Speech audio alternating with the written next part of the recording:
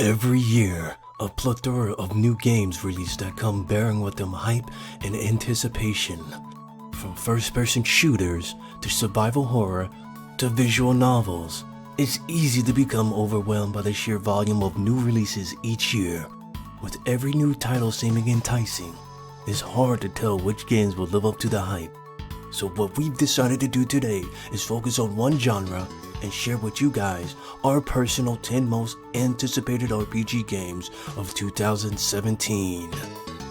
And this is totally my voice, I promise you.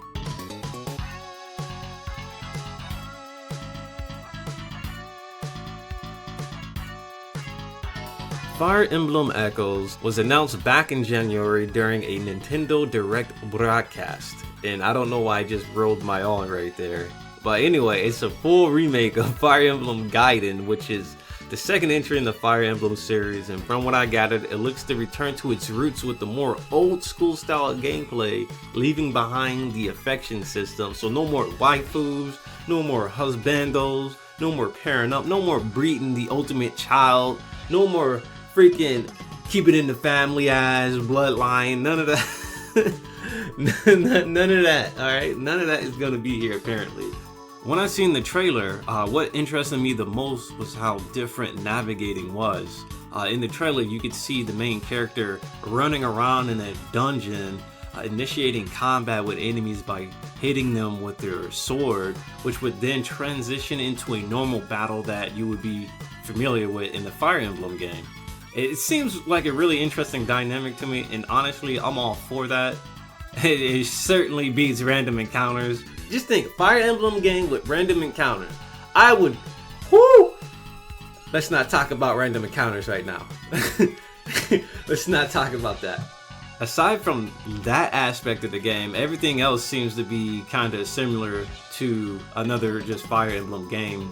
Nothing much has changed about the combat. Other than that, it seems to have fewer characters that you can recruit in this game. Unlike Awakening and Fates, where you had nearly a fucking entire town to feed. And honestly, in Fire Emblem Fates, I actually killed off some characters on purpose because, well, I didn't feel like managing that many people. So my boy, there was a character in the game where we could literally save him or just kill him, and I decided to kill him because, well, I wanted his boots. So, and I didn't want to have another mouth to feed. So I said, I'm gonna take your Tims and I'm gonna end your life, fam. Welcome to the streets of Fates.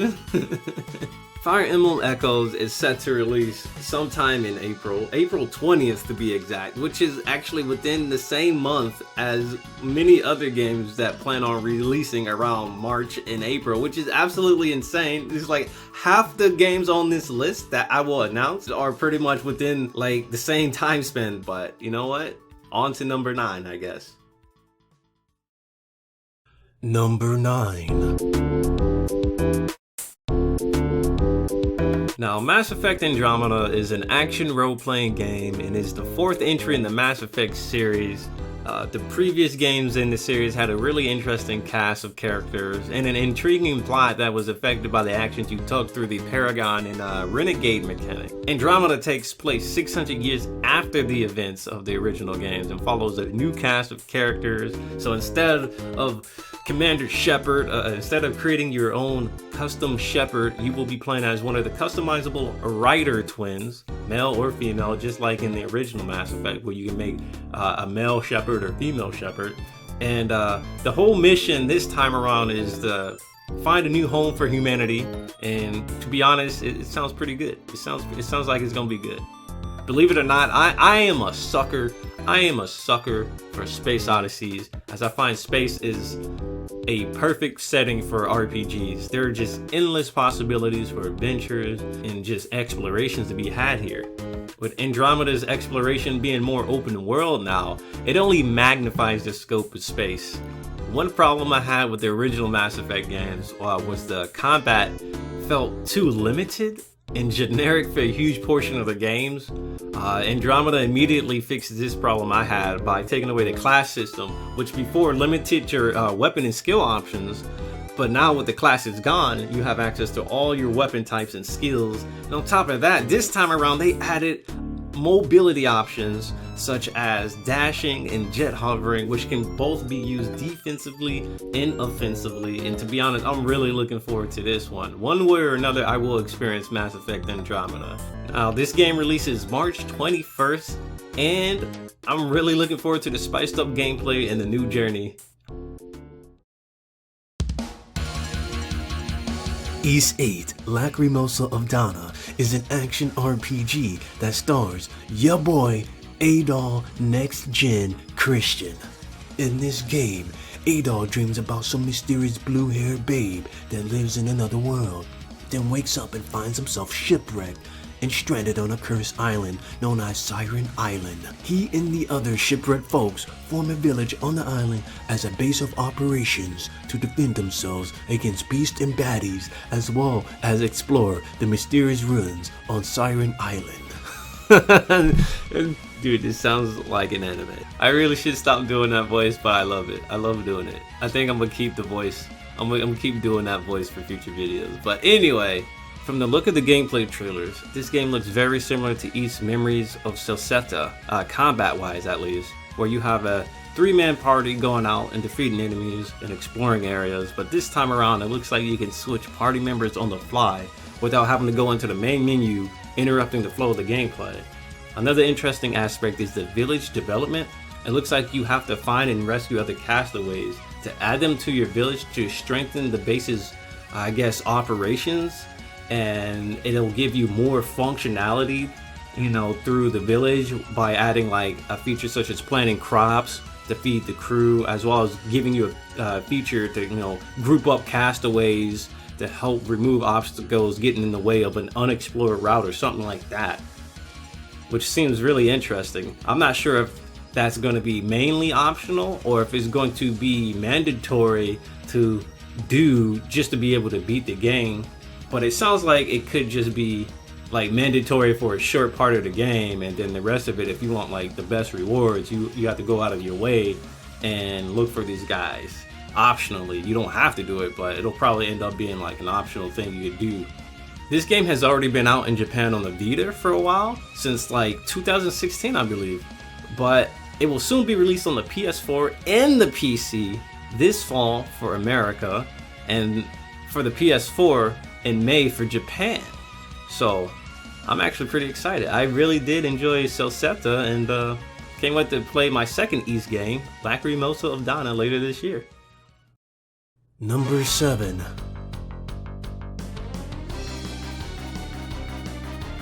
Just like previous Square Enix remasters, Final Fantasy XII The Zodiac Age is based off of the international version of the game, which has never seen the light of day outside of Asia.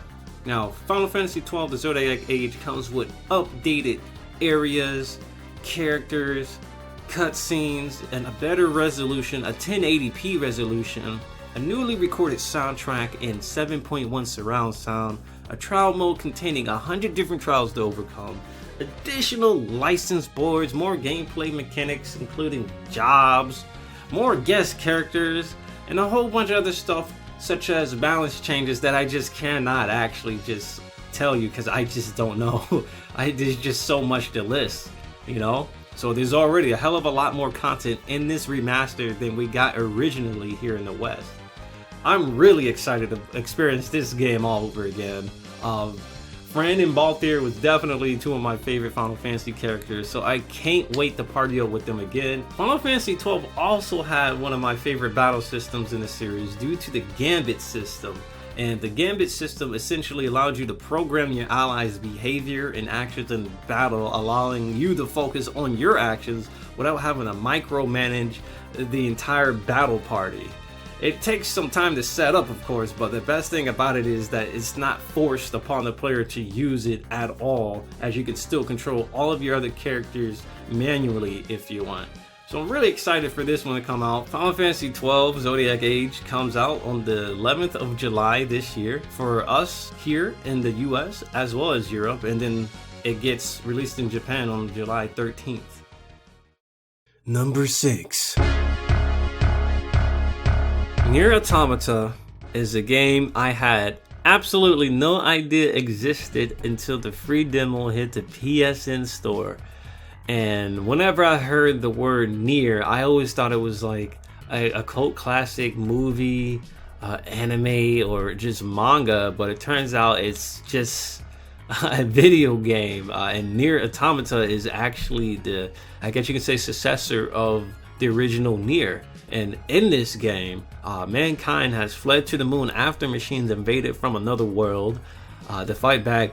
Humans, of course, send androids to fight their battles for them on the surface of Earth to battle the machines. And of course, they send the main character, your girl, 2B, and they ain't talking about you, Narukami's anti-air from Persona 4 Arena. I'm talking about 2B, the girl that has sparked controversy on the web with her ass. I don't know why, but it's been a lot of ass on the internet ever since Nier Automata. But from what I played in the demo, everything felt very fluid with the gameplay. From landing combos on enemies to just dashing around and platforming. It all felt very smooth. It had 60 frames per second. And I just love the fact that you can do like dash cancels, attack cancels. And it's just pretty fun. You can actually do like a lot of movement techniques in this game as well. So you can get to areas a lot earlier than intended. With this being a game developed by Platinum, I guess you can expect quality and depth to the gameplay in this game. This game seems to have a really good chunk of customization available as well, such as the plug-in chip feature where you can actually customize abilities to change your playstyle the way you want, which is, I love it. I love when games give you that flexibility of adjusting abilities and whatnot, so you can play the game how you want. It just gives you a more unique experience to play the game how you want to play, rather than like, oh, this, you have to play it this way, you have to do it this way, and the only way to move it, you have to do exactly like this to be able to progress to the game. I love games that give you the flexibility to be able to play how you want. I love it. You know, it makes for a more unique experience overall. But yeah, like I was saying, you freely customize abilities with the plug-in chip feature, which you can like equip chips that prioritize more on attack or defensive power, and there's like other stuff where you can actually like view enemies' health bars, take away health bars and whatnot. You can equip chips that like mess with the heads-up display element of the game, which is pretty cool, I guess. Now, the game is set to release here in the West on March 7th, which is one of the 4 big new releases that release in March alone. So like March is already stacked with crazy new game releases, and it's, whew, man. Number 5. How could I make this list without this game being here? It would be a damn crime not to have this game listed. This game is so damn high up on the hype meter, I had to limit this game to number 5 on my list to give other games a fair shot. Otherwise, it was automatically going to take the number 1 spot. But finally, after multiple delays, Persona 5 is finally on the horizon for us over here in the West. In Persona 5, we of course follow a new group of troubled high school students that live dual lives. They're students by day and the rebellious phantom thieves at night. Now, Persona 5 just oozes with style. I cannot find another RPG in this day and age that has the crazy unique style that Persona 5 has. From the heads-up display to the character models, everything in this game is just so fresh and so clean. Everything in this game is fresh, so clean, it's so crisp. Everything in this game has a distinct style and stands out with so much life infused. No other game compares to this, dude. Like, no other RPG out right now has the style Persona 5 has. It does not have the amount of effort. Like, it's very clear that they really cared about making this new entry in the series, man. Presentation is automatically 10 out of 10 for me. And I don't even need to play the game to tell you that it's a 10 out of 10 for presentation value. Presentation value aside, I want to talk a little bit about the gameplay. Now, a popular mechanic in the previous games, known as social links, make a return, and there was no doubt in my mind. I just knew that social links were coming back. A lot of people were worried that social links would not be in the game, because when they showed the initial trailers, they didn't show anything regarding the gameplay for like social links. But I said to myself that if the schedule system is back, then social links have to come back, because those mechanics go hand in hand. If you're not going to have social links, then why have the schedule system? You know, the schedule system at that point was pretty much made for just, you know, scheduling social links and whatnot. If you don't have one, then you don't have the other. You know what I'm saying? Now, another gameplay aspect we have are the dungeons, and the dungeons are a huge step up from the hallway simulators that were Persona 4 and Persona 3's dungeon. Dungeons are no longer randomly generated, and the long lost ingredients have made a return, and those ingredients are puzzles. I'm not sure why, but in this recent generation of RPGs, just doing fun puzzles seem non-existent. Like, puzzles just seem non-existent, and it's like very little effort. If there are puzzles in like RPGs nowadays, it's just something super simple to do, you know? Just a lot of games don't seem to have that. And I'm glad to see that dungeons have this ingredient again. I can go all day about all the things I'm hyped for in this game, like the new method of recruiting demons or which new waifus are the best, but we ain't trying to have this video be like 5 hours. We ain't trying to have this video be like 5 hours and 55 minutes right now, alright? So anyway, Persona 5 releases in winter 2004. I mean, if everything goes according to plan, we'll have this game on the 4th of April 2017. And for people in Europe, I say import this game. You have nothing to lose by importing. If you don't want to wait any longer, import the game. Number 4.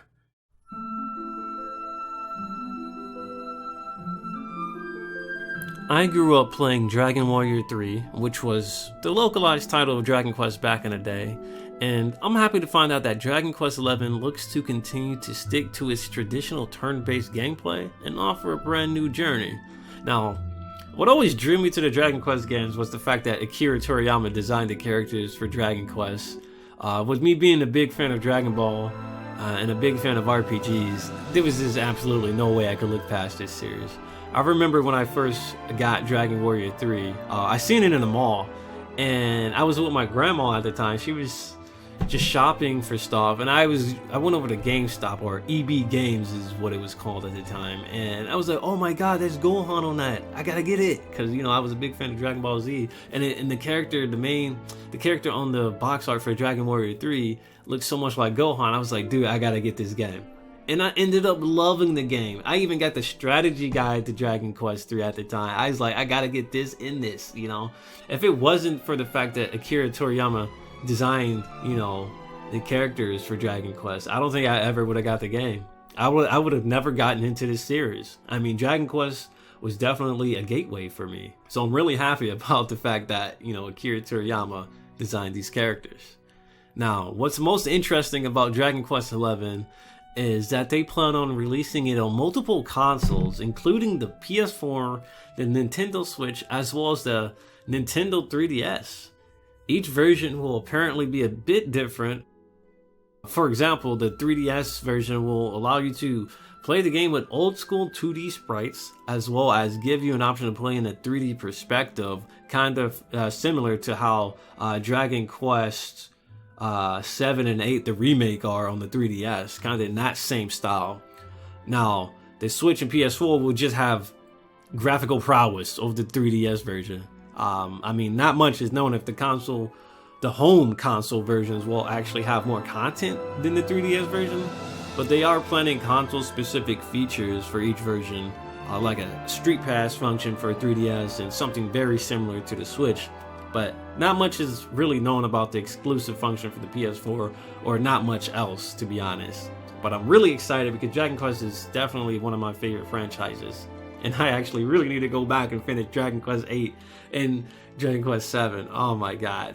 Dragon Quest 11 is scheduled to release sometime in 2017 for Japan. And it has yet to be confirmed for a release here in the United States. And some of you are probably like, why is this game even on your list? Why is it even on the list, Robert? Because my gut tells me this game is most definitely coming stateside. Maybe not this year, but it will definitely come eventually. I will run down the streets in my Catherine boxers if Dragon Quest XI is not confirmed for a Western release by the end of this year. I promise you. I promise. Hold me to that. Save this sound clip. Save this clip right now. Number 3. Ever since I saw this back at E3 2015, I just knew this game was gonna be amazing. Horizon Zero Dawn is an open-world action RPG that follows the journey of a huntress named Aloy, and the game is set in a post-apocalyptic future. And I gotta say, the post-apocalyptic life can't be that bad. I mean, the environments look so vibrant and full of detail. It's so beautiful looking at some of the landscapes in this game.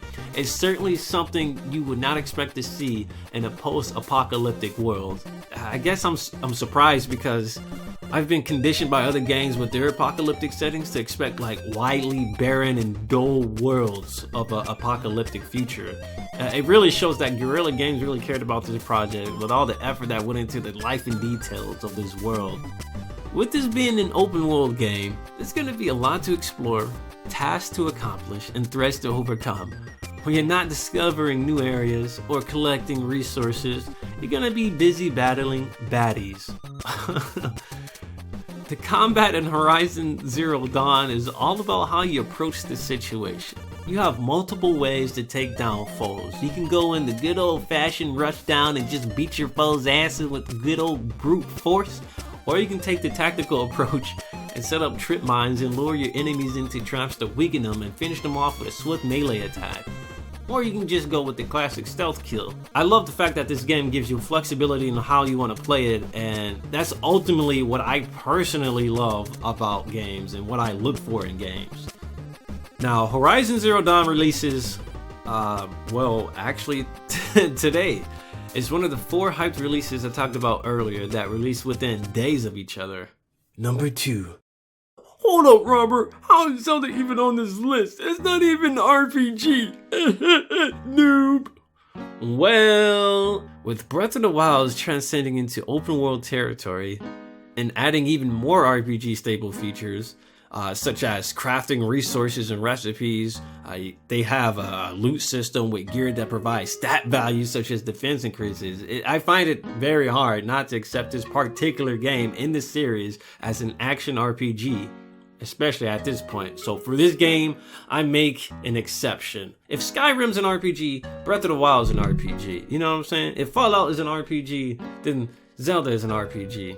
If Zelda's 16, I'm 16. You feel me? Now, when I first saw the January Nintendo Direct trailer of this game, I just knew this game was going to be breathtaking. No pun intended. Yeah, it was actually intended, I'm not gonna lie. The trailer showcased everything about the game I ever wanted in a Zelda game. For the first time ever in a mainline Zelda game, voice acting will be present. I never imagined that Nintendo Senpai would actually break the mold and attach voices to our dear Princess Zelda and friends.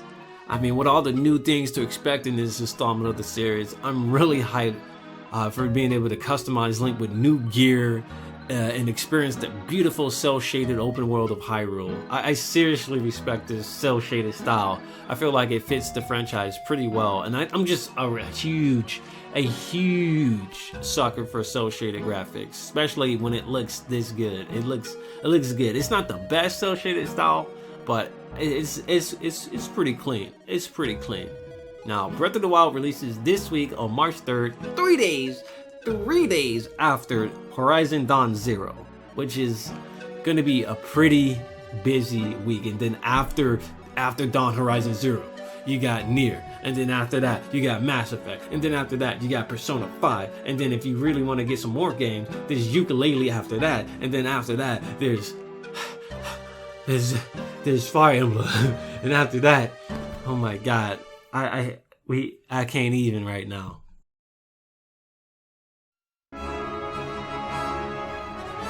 My final anticipated RPG for 2017 is none other than Ni no Kuni 2 Revenant Kingdom. Now, Ni no Kuni 2 is the sequel to Ni no Kuni Wrath of the White Witch, which was the product of a really magical collaboration between Level 5 and Studio Ghibli. If you're unaware, Studio Ghibli is a well-known Japanese animation film studio. They produce countless classics such as Castle in the Sky, My Neighbor Totoro, Kiki's Delivery Service, Princess Mononoke, and just plenty of more. It's very apparent that the world and art style of Ni no Kuni 2 is heavily inspired by the famous animation studio and very much looking to live up to its predecessor with the same captivating presentation. I seriously love how vibrant this game looks. The cell shading is the best I've personally seen in my life. It looks so much like an animated Studio Ghibli film. It's definitely a game I'm most looking forward to playing in the future. The game just looks so clean. It's so beautiful, man. From what we know of Ni no Kuni 2, the story begins with a coup led by an oversized, cheese-eating, villainous, dirty rat that ends up dethroning Evan, the main character. Now, Evan is forced to escape with an unknown visitor from another world named Roland, and I have to assume at this point Roland is from the same world as Oliver before Oliver went over to Ni no Kuni, you know? Now, both Evan and Roland set out on a journey together to regroup and reclaim what was lost. From the gameplay trailers, Level 5 looks to have changed up combat drastically. Instead of forced encounters, all battles seem to take place in real time now. Not only that, there no longer seems to be familiars to raise and command in battle. Although you seem to be accompanied by Pikmin-like creatures that assist you in combat, you primarily take control and command one of the playable characters, which is something I wish the first game did originally, as I've always found managing familiars for each character to be bothersome, as soon as you level up a certain familiar, they would become outclassed by the later area in the game, and you just require you to just go look for a better familiar. I kind of dislike that, to be honest. So I'm kind of liking where this new direction of gameplay is going. It's real time. I love it. And the fact that you control over your main character, rather than giving orders to familiars to attack and whatnot, you just focus on playing as the playable characters, the humanoid character. Not too much else is known at the moment about how deep the gameplay goes, but I'm sure soon enough more info will be available for us, especially with E3 coming around the corner. Now, the game is scheduled to release later in 2017 for the PS4 as well as PC, and I expect during E3 we'll probably get a solid release date. So that's that for my 10 most anticipated RPGs list. I mainly made this list to pick what RPGs I want to play the most this year, with the added benefit of maybe informing some of you guys and gals of games that you may have been unaware of, or maybe even help you guys decide on what new RPGs to get this year. Hope you guys found this video enjoyable. If you guys want more of this, be sure to leave a like and let me know down in the comments below what games you guys are most excited for this year. And it doesn't even have to be an RPG. So, this is Sir-lionhart, and I'll be back later this week with more videos for your soul. So, have a good one, everybody.